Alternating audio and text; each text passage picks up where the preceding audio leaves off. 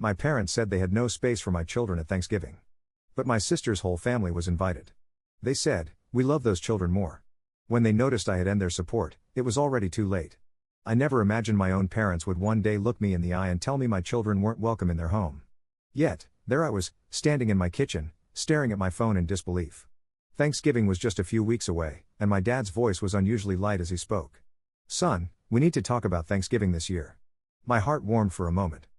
For all the tension that had existed between us over the years, I still longed for these family traditions. My kids, Emma and Lucas, adored their grandparents despite the distance that had formed. "Of course, Dad. What's the plan?" I asked, already picturing the way their house would be filled with the smell of roasted turkey, cinnamon, and the warmth of a family gathering. There was a brief pause, just long enough to send a chill down my spine.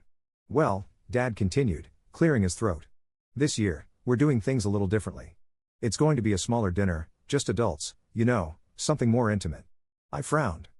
"Oh, so no kids at all?" Another pause. Then more hesitantly, "Well, no. Not exactly." A cold knot twisted in my stomach. "What do you mean?" Dad let out a sigh as if he were the one being put in an uncomfortable position. "Alex, we love your kids. We really do, but they're a bit, energetic. And, honestly, we just feel like it would be better if you left them with a sitter this year." I gripped the edge of the counter. "So just my kids? What about Danielle's?" Danielle, my older sister, the golden child, the one who could do no wrong in my parents' eyes even when she did. Dad hesitated, and that's when I knew. "Danielle and Samuel are coming with their boys," he admitted. "But you know how well behaved they are, Alex. They're just quieter, more refined. It's easier to have them at the table." A wave of heat flushed through me. I felt like I had been slapped, like the floor had suddenly been pulled out from under me. "They're just children," I said, my voice tight. "Emma is 7, and Lucas is 4. Of course, they have energy, but they're sweet, and they love you. We're just trying to have a peaceful evening," Dad replied. His tone clipped now, irritated that I wasn't just accepting this. "It's not personal, Alex. Not personal." I clenched my jaw, swallowing back the sharp words fighting to spill out. It wasn't just about Thanksgiving, it was the way they had always treated my children like an afterthought while putting Danielle's boys on a pedestal. The way they showed up at their school plays but never came to Emma's dance recitals. The way Christmas gifts were always just a little extra for Danielle's kids. And now, they weren't even hiding it. "I can't believe this," I whispered. "You're actually telling me that my kids aren't welcome, but Danielle's are?" "Oh, Alex, don't be dramatic." Dad sighed. "It's just one dinner. You and Lisa are still invited, of course." I almost laughed at the absurdity. They wanted me there, but not the two people I loved most in this world. I swallowed hard. "No, Dad. If my kids aren't welcome, then neither am I." A long silence stretched between us. Then Dad exhaled sharply as if I were the one being unreasonable. "Suit yourself." And just like that, he hung up. I stood there staring at the phone, my breath unsteady. I could hear my kids in the next room giggling as they built a pillow fort, oblivious to the fact that their grandparents, the ones they adored, had just cast them aside like an inconvenience. I took a deep breath, my mind racing. I'd spent my whole life trying to please my parents, trying to earn their approval, but at what cost? And if I let them get away with this, if I went to that dinner while my children sat at home wondering why they weren't good enough, what kind of father would that make me? No. I wasn't doing this anymore. They had made their choice. Now it was time for me to make mine, and they would regret it sooner than they thought. The weight of my father's words lingered long after the call ended. I stood in my kitchen, the quiet of the refrigerator filling the silence. My phone still clutched in my hand. My fingers trembled as I set it down, my heart pounding with a mixture of anger and sadness. I had always known my parents favored Danielle, but I had convinced myself that it wasn't as bad as it seemed, that deep down, they loved all of us equally. But tonight, they had ripped away any illusion of fairness. They didn't even try to hide it anymore. They loved her children more. A sudden laugh, pure, carefree, echoed from the living room. I turned to see Emma and Lucas still playing in their pillow fort, completely unaware of the rejection that had just taken place. My chest tightened. They deserved better. I squared my shoulders and walked into the living room, forcing a smile. "All right, you two," I said, my voice steadier than I felt. "Who's ready for movie night?" Lucas immediately perked up. "Can we watch the one with the talking dog?" I scooped him up into my arms, kissing his soft curls. "Of course, we can, buddy." But as we curled up on the couch, the anger inside me refused to settle. I had spent years trying to fit into my parents' world, playing by their rules, hoping that if I just did everything right, they would finally see me as equal to Danielle. But it had never been enough, and I was done trying. The next morning, I woke up to a text from my sister. "Danielle, Dad said you're being difficult about Thanksgiving. Why do you always have to make everything so dramatic? I stared at the screen, my jaw tightening. Of course, she had already run to her. Me, oh, so she told you she uninvited my kids but invited yours? The typing bubbles appeared then stopped. A minute passed before she finally responded. Danielle. He just wants a calm dinner, Alex. You know how your kids can be a lot. A lot. Like, they were a burden. Like, they were something to be tolerated, not loved. Something inside me snapped. Me, enjoy your perfect Thanksgiving, Danielle. I won't be there. I turned off my phone before she could respond. They didn't want me or my children at their table? Fine. I wouldn't be part of their world at all. And they were about to find out what that really meant. For years, I had been the reliable one, the one who always helped when they needed something. When my parents needed someone to pick up their groceries, they called me. When their Wi-Fi stopped working, I was the one who drove over to fix it. When they wanted help organizing a family party, I was the one stuck making calls and running errands. And Danielle? She got to be the golden child, doing the bare minimum while reaping all the rewards. But if I wasn't part of their preferred family, then they weren't going to benefit from me anymore. A week before Thanksgiving, my father called again. I debated ignoring it, but finally answered. Hello? Alex, he said, his tone cautious. I just wanted to check in. I know you were upset, but I really hope you'll reconsider. We would love to have you and Lisa there. Not you and the kids, just you and Lisa. I took a deep breath. I meant what I said, Dad. If my kids aren't welcome, neither am I. He sighed heavily as if I were exhausting him. I just don't understand why you're being so stubborn. It's just one night. You know how much Danielle's boys mean to us. And there it was, the final painful confirmation that my children, the two little humans I loved more than anything, would never be enough for him. I clenched my jaw. You've made it clear where we stand, Dad. I won't bother you again. Alex, don't be like this. I ended the call before he could finish, and this time, I didn't cry. I started small. When my dad called me that weekend to help him set up his new TV, I let the call go to voicemail. When my dad sent a text asking if I could pick up his prescription, I left it unread. For years, I had been at their beck and call, always available, always reliable, but not anymore. And it didn't take long for them to notice. By the time Thanksgiving rolled around, I had missed a total of 12 calls and ignored 6 texts. Then on the morning of Thanksgiving, I got a message from Danielle. Danielle, Mom and Dad are really upset that you're ignoring them. Are you seriously going to let this go this far? Me, it already went too far when they told me my kids weren't welcome. This time, she didn't reply. I put my phone on silent and turned my attention to my real family. Emma and Lucas were at the table helping Lisa mix pancake batter. They were covered in flour, laughing hysterically. This was our Thanksgiving. And for the first time in years, I felt completely at peace. But little did I know, my parents weren't done yet, and their next move would be something I'd never forgive. Thanksgiving morning was peaceful in a way I hadn't experienced in years. No rushing to get the kids dressed in their best clothes. No stress over making the perfect side dish. No anxious glances at the clock to make sure we weren't late. Instead, we were in our own little world, our home filled with laughter, the smell of pancakes and maple syrup hanging in the air. Emma and Lucas took turns stirring the batter while Lisa flipped the pancakes with exaggerated skill, making them giggle every time she almost dropped one. And for the first time in a long time, I felt free. Then my phone rang. I glanced at the screen. Dad. I let it go to voicemail. A minute later, it rang again, and then again. Lisa shot me a concerned look. Want me to turn it off? I hesitated, then shook my head. No, if it's an emergency, I should at least know. I swiped to answer, keeping my voice flat. What is it, Dad? Oh, now you pick up. He huffed. I suppose you're just sitting at home feeling sorry for yourself while we're all here having a lovely dinner. I sighed. Dad, if you called to gloat, I really don't have time. That's not why I called. His voice turned sharp. I need to ask you something. I pinched the bridge of my nose. What now? Did you cancel the credit card? The room suddenly felt very still. I turned away from Lisa and lowered my voice. What are you talking about? Your mother's credit card. The one we've been using for groceries, gas, you know, essential things. It was declined this morning. A slow, icy realization crept up my spine. The credit card he was talking about wasn't theirs. It was mine. Years ago, when Mom was recovering from surgery and money was tight, I had added them as authorized users on my account temporarily just to help them through a rough patch. I had meant to remove them when they got back on their feet, but life got busy, and I had forgotten. And they had never reminded me. I clenched my jaw. You mean my credit card? A pause. Then Dad scoffed. Oh, don't be so dramatic, Alex. It's just a card. You make good money, and we figured you figured what? My voice was shaking now. That you'd just keep using my money? That I wouldn't notice? Oh, don't act like this is some big betrayal. We raised you.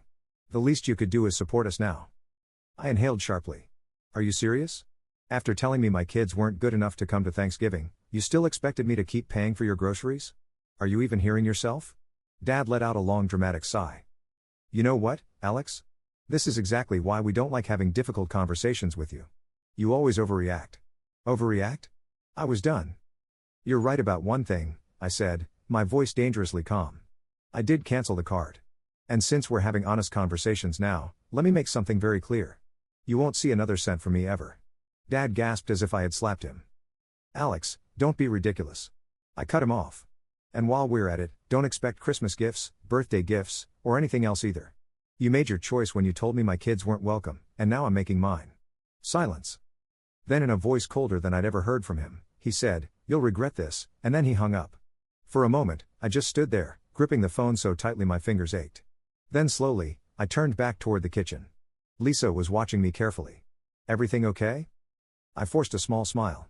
Yeah, I said, voice steadier than I felt. Just taking out the trash. She didn't ask any more questions. We spent the rest of the day in our own Thanksgiving, watching movies, baking cookies, playing board games, and for the first time in years, there was no underlying stress. No need to walk on eggshells, no pressure to be someone I wasn't. But as peaceful as it was, something told me this wasn't over. And I was right, because my parents weren't just going to let their golden source of money walk away. And their next move would prove exactly what kind of people they really were. The silence from my parents didn't last long. 3 days after Thanksgiving, my phone lit up with an incoming call. Danielle. I debated ignoring it, but curiosity got the best of me. I exhaled sharply and answered. What do you want? What the hell, Alex? She snapped, skipping any pleasantries.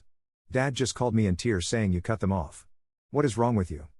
I closed my eyes, pinching the bridge of my nose. Did he also tell you that they've been using my credit card for years without my knowledge? A pause. Well, he said you were helping them out. Helping them out? I let out a humorless laugh. Danielle, they've racked up thousands of dollars on my account without asking, while treating my kids like garbage. But, sure, let's act like I'm the bad guy here. She sighed, clearly trying to control her frustration. Look, I get that you're mad, but cutting them off completely, that's extreme. You mean the way they completely excluded my children from Thanksgiving? I shot back. They just wanted a peaceful evening, Alex. Dad said your kids can be a little wild. My grip on the phone tightened. Oh, I see. So they can use my money, but my kids aren't good enough for their table? Got it. She groaned. You're twisting this. No, Danielle. I'm finally seeing it for what it is. There was a long pause, then her voice turned calculating. Look. Maybe we can work something out. What if you just kept helping them but set limits, like a smaller monthly transfer? That way, no one has to suffer over a misunderstanding. A cold laugh bubbled up in my throat. Let me get this straight. You want me to keep sending them money after they literally told me they love your kids more than mine? They didn't mean it like that. She grumbled. They said it, Danielle. She had no response for that. After a moment, her voice turned stiff. Fine. If you want to be selfish, that's on you. But don't expect Mom and Dad to forgive you anytime soon. I smirked, shaking my head. I'll survive. Then before she could argue, I hung up. For the next few weeks, my parents played the silent treatment game. No calls. No texts. I figured they were hoping I'd cave, come crawling back begging for their approval like I always had. But what they didn't realize was that for the first time in my life, I didn't need it anymore. And just when I thought they'd finally given up, they pulled one last desperate stunt. It was the week before Christmas when the letter arrived. Lisa found it in the mailbox, her brow furrowing as she read the sender's name. It's from your parents. I stiffened. Oh, great. Let me guess. Guilt, manipulation, or straight up gaslighting? She smirked. Why don't we find out? I took the envelope, my stomach twisting as I tore it open. Inside was a formal legal document.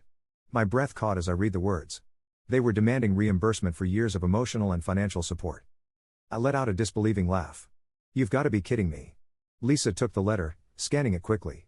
They're saying you owe them for raising you and for all the financial sacrifices they made for your well-being. She looked up, jaw tightening. Are they actually trying to bill you for your own childhood? Apparently, they were. They had even included itemized costs, things like food, clothes, school supplies, medical expenses from when I was a child.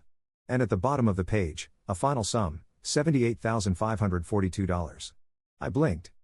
They seriously think I'm going to give them nearly $80? Lisa scoffed. They must be desperate. I exhaled slowly, anger burning through me. This wasn't about money. This was control. A final desperate attempt to pull me back into their grip. I looked at Lisa, my mind already made up. I think it's time I pay them a little visit. The next day, I drove to my parents' house, gripping the letter in my hands. I knocked, and when Dad opened the door, his face immediately hardened. "Oh, so now you show up." I didn't rise to the bait. I held up the letter. "You seriously thought this would work?" He folded his arms. "It's what's fair." I let out a sharp laugh. "Fair? You want to charge me for being your child while expecting free money from me for the rest of your lives?" Mom appeared in the doorway, her expression smug. "We sacrificed a lot for you, Alex, and now you're abandoning us." I stared at them, shaking my head. "No, Mom. You abandoned me when you made it clear that my kids weren't good enough, when you lied and stole from me, when you put a price tag on my worth." Dad's lips pressed into a thin line. "If you don't want to pay, then I guess we'll have to involve lawyers." I met his gaze unfazed. "Go ahead." He blinked. "What?" I crossed my arms. "Take me to court. Try to explain to a judge why you're suing your own son for expenses from 20 years ago. See how that goes." Silence. For the first time, they looked unsure. Mom cleared her throat. "We just thought you'd want to make things right." I laughed. "Oh, I am making things right now." I ripped the letter in half, watching their eyes widen. "I am done being your personal ATM." Dad gasped. "You ungrateful little." I turned on my heel. "Merry Christmas," I called over my shoulder, striding back to my car. And for the first time in my life, I felt lighter. As I drove away, I realized something. They weren't upset about the money. They were upset because for the first time ever, I had all the power, and I wasn't giving it back. I thought that after ripping up their ridiculous demand for money, my parents would finally back off. That maybe, just maybe, they would sit in the wreckage of their own arrogance and realize that they had pushed me too far. But people like them, they don't change. They just escalate. It started small. A text from Dad 2 days before Christmas. "Dad, Alex, this is ridiculous. We're family. You don't turn your back on family over a silly argument." I ignored it. The next day, another message. "Dad, we forgive you. Come to Christmas dinner, and we'll forget this ever happened." I almost laughed. They forgive me? Then a few hours later, one from Danielle. "Danielle, they're really hurting, Alex. Just apologize so we can move on." I rolled my eyes. Of course, in her world, I was the one who had done something wrong. I typed out a response. "Me, funny. They weren't hurting when they were stealing from me or when they told me my kids weren't welcome. I think they'll survive." I hit send and blocked her number. Then Christmas Eve arrived. Lisa and I had just put the finishing touches on the tree, and Emma and Lucas were in their pajamas dancing around the living room too excited to sleep. It was perfect. And then the doorbell rang. Lisa and I exchanged a look. "No way," she muttered. I walked to the door and peered through the peephole. Sure enough, Mom and Dad. I considered ignoring them, but then I spotted what they were holding, a giant beautifully wrapped box. I sighed and opened the door. "What do you want?" Dad's face lit up with forced cheerfulness. "Merry Christmas, son." Mom held out the gift. "For the kids." I folded my arms. "No. Thanks." Dad's smile wavered. "Alex, don't be stubborn. Let's not ruin Christmas over this." "You already ruined Christmas," I shot back. "When you told me my children weren't good enough for your table, remember that?" His mouth opened then closed. Mom sighed. "Come on, Alex.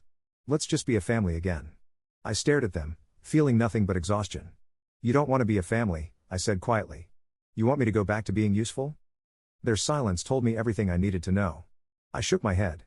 "Take your gift and go." Dad's expression hardened. "Alex, don't be selfish. Think about the children." I smiled coldly. "I am thinking about the children. That's exactly why you're not in their lives anymore." Mom's jaw tightened. "You really want to do this?" I exhaled. "I already did." And with that, I shut the door in their faces. That night, we had the best Christmas ever. Emma and Lucas tore into their presents, their laughter echoing through the house. We drank hot cocoa, played board games, and watched Christmas movies until they fell asleep on the couch. And for the first time in my life, Christmas wasn't about trying to prove myself. It was about us, real family, chosen family. The kind that doesn't come with conditions, the kind that doesn't make you earn love, the kind that loves you because they want to, not because they expect something in return. I thought that was the end of it. That after being cut off financially, humiliated at Christmas, and rejected at my front door, my parents would finally accept that I was done. But I underestimated just how much control they thought they still had over me. Because New Year's Eve, they did something I never saw coming. New Year's Eve was supposed to be a fresh start, a night to leave the past behind and step into a better future. That's what I told myself as I set up the snack table, laughter and music filling our home. Emma and Lucas were buzzing with excitement, running around in their little party hats, counting down the hours until midnight. Lisa was pouring champagne for us, a soft smile on her face. It was our night, our celebration, and then the knock. I froze, my stomach twisting. Lisa glanced at me. You think? I already knew. I walked to the door, took a deep breath, and opened it. And there they were, Mom, Dad, Danielle, and Danielle's husband, Samuel. It was an ambush. I crossed my arms. What do you want? Dad smiled, but it was the same forced sugary tone he always used when he wanted something. We just want to talk. No. Thanks, I said flatly. Mom sighed. Alex, enough. You've made your point. Now let's fix this before things go too far. I narrowed my eyes. Too far? What does that even mean? Dad exchanged a look with Danielle. We just don't want this to affect the kids. Something about his tone made my skin crawl. What are you talking about? Danielle stepped forward, arms crossed over her chest like she was the one who had been wronged. Mom and Dad have been talking to a lawyer. A cold wave of dread rolled through me. A lawyer? I repeated slowly. Dad nodded, his eyes gleaming with false sympathy. We're just worried, Alex, you've cut your children off from their real family over a silly misunderstanding. That's not fair to them. I felt my pulse pound. What are you trying to say? Mom cleared her throat. We've been looking into grandparents' rights. For a moment, all I could hear was the blood rushing in my ears, then I laughed. It wasn't a small chuckle. It was loud, unhinged, and sharp. They thought they could legally force their way back into my life, into my kids' lives? Danielle's face twisted. What's so funny? I wiped my eyes. Oh, you're serious? You think any judge is going to look at this situation and side with you? Dad's lips pressed together. We've done nothing wrong. Nothing wrong? I repeated, stepping forward. You stole from me. You treated my kids like second-class citizens. And now because I finally cut you off, you think you can bully your way back in? Mom's face darkened. You don't want to do this, Alex. I met her glare with a smile. Oh, but I do. I pulled out my phone and held it up. I want you to think real carefully about what you're about to do, I said, voice cold. Because I've got every text, every voicemail, every demand for money, and I promise you, if you try this, I will bury you. Samuel gasped. Alex, come on. No, I snapped, eyes locked on my parents. You have no case. You know it. I know it. And if you keep pushing me, I will make sure that everyone you know sees exactly who you really are. A beat of silence. Then Dad's face twisted in anger. You're being unreasonable. I smiled. No, Dad. I'm finally being smart. I stepped back into my house and grabbed the door. Happy New Year, I said sweetly. Then I slammed the door in their faces. They never went through with their pathetic legal threat. They knew they had nothing. They knew they had lost. In the weeks that followed, I didn't hear from them. Not a text, not a call, nothing. And for the first time in my life, it felt like freedom. The weight of their expectations, gone. The pressure to please them? Gone. The endless cycle of guilt and manipulation? Gone. Months later, on a sunny spring afternoon, I was sitting on the porch watching Emma and Lucas chase bubbles in the yard. Lisa handed me a lemonade and sat beside me. It's been quiet. I nodded. Yeah. Feels good. She smirked. Think they'll ever try again? I sipped my drink, watching my kids giggle as they popped the bubbles. Doesn't matter because I had already won. I had my kids, my real family, and I'd never let anyone make them feel unwanted again.